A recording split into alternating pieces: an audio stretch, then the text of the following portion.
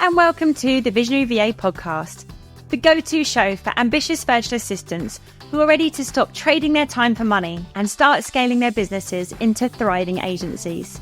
I'm Holly Copsey, founder of the award-winning agency Virtually Priceless and the Visionary VA Circle community. Each week, I'm here to bring you actionable strategies, proven systems, and mindset shifts to help you transition from a solo VA to a visionary agency owner.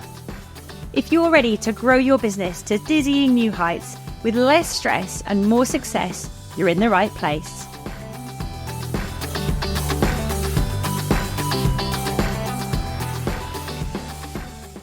Hello, I hope you're having a fabulous week.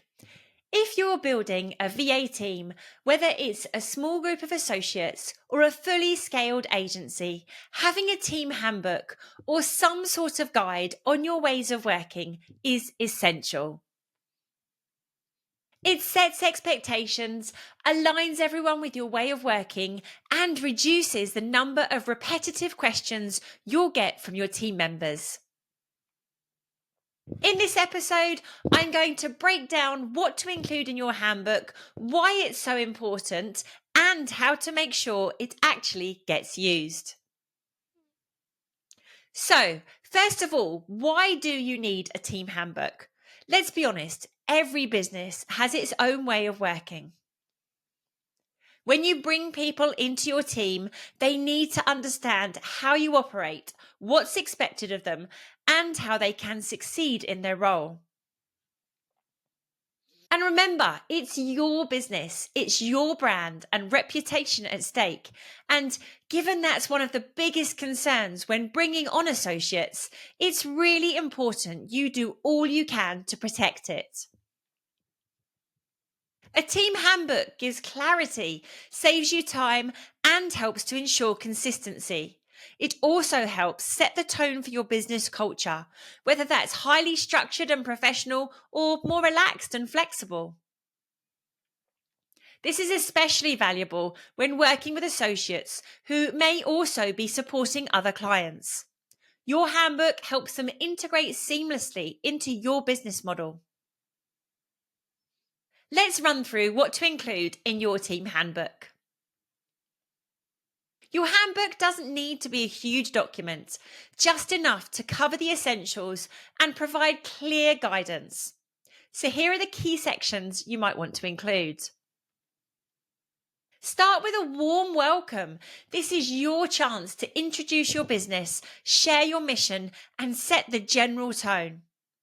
You might include a short introduction to your business and its values, your vision for the company and the team, a thank you message reinforcing that they're an important part of the team. The next section should outline your general working principles, including things like your expectations around communication, availability, and response times, core working hours, if applicable, and how tasks or projects are assigned.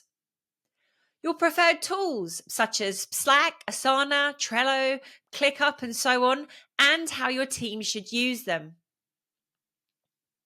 Another key area is communication.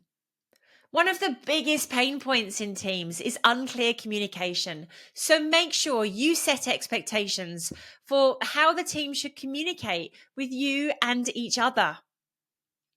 Response times for emails, messages, or client queries.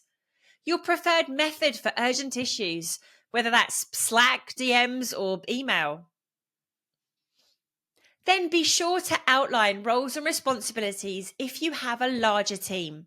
This is particularly useful if you have a structured team with different roles. Outline the key responsibilities of associates or employees, any specific guidelines on client interaction, e.g. direct communication or via a project manager, how workload is allocated and how they should flag if they're at capacity. In our business, we also have quite a detailed section on IT requirements, as it's something that's a huge priority for us. We're Cyber Essentials accredited, so have to ensure we meet all of their requirements. And of course, we want to give clients peace of mind, as well as thoroughly protecting our own business. Next, let's look at deliverables and quality standards. This can vary a bit depending on the type of services you offer to your clients, but if you want to ensure consistency in your service, make sure your team understands what's expected when delivering work. This might include formatting guidelines for reports, documents, or emails, quality control checks before submitting work, your policy on client confidentiality and professionalism, examples of tasks done well that you carry out for clients regularly. Make sure you also include information on payments and invoicing. For associates, be clear about how and when they should invoice you. Your payment terms, so do you pay within 7 or 14 days, for example? And any specifics around expenses or additional fees and how to claim for those. If you have employees, you might also need to include information on payroll dates, deductions, or benefits they need to be aware of. Another helpful section to consider is onboarding and training resources. If you have SOPs, templates, or training materials, link to them in this section. You could include a checklist for new team members to follow, video tutorials or guides on your key systems, where to find important documents or client details. Finally, let people know where to go if they have questions. This might include your contact details and preferred way to reach you in an emergency, your FAQs or a troubleshooting guide, who to contact for different issues. For example, if you have finance support, an IT help desk provider, or HR admin support, it might not be you they need to contact. So, we've covered off some ideas around what information to include in your handbook, but how do you ensure it continues to be useful? Firstly, you need to make sure it's easy to access and regularly updated. You might want to create a SharePoint intranet site, or you could use a platform such as Notion, or even something simple like a Google Doc or Drive folder works well. Try to keep the handbook simple and to the point. Use headings and bullet points and make it easy to skim read. Include a contents page so team members can find something quickly and easily when they need to refer to it. Set yourself a reminder to update it regularly, at least every 6 months, to make sure it's relevant, and add in any new information as you share it with the team so you don't forget to include something at a later date. When new team members join, walk them through it so they understand how to use it, and you might want to ask them to confirm once a year or so that they've revisited it and refreshed their knowledge. Your team handbook is an essential tool for scaling your VA business smoothly. It sets clear expectations, reduces confusion, and helps create a strong team culture. If you don't have one yet, start small. Even a 1-page Working With Us guide is better than nothing, and you can always build on it as your team grows. That's exactly what I did.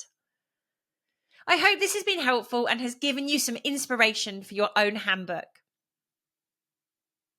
Let me know if you already have one or if this is something you're working on.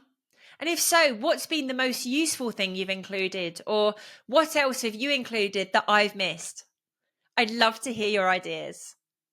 Drop me a message and let's chat about it. Thanks so much for listening. I'll see you next week.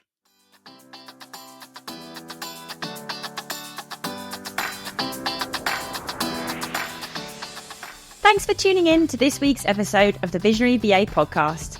I hope you're walking away with fresh ideas and inspiration to scale your VA business. Don't forget to check out our free mini course on building solid business foundations, perfect for setting your VA agency up for success without the overwhelm. You'll find the link in the show notes. If you enjoyed the show, please don't forget to subscribe, like, and leave a review. See you next week.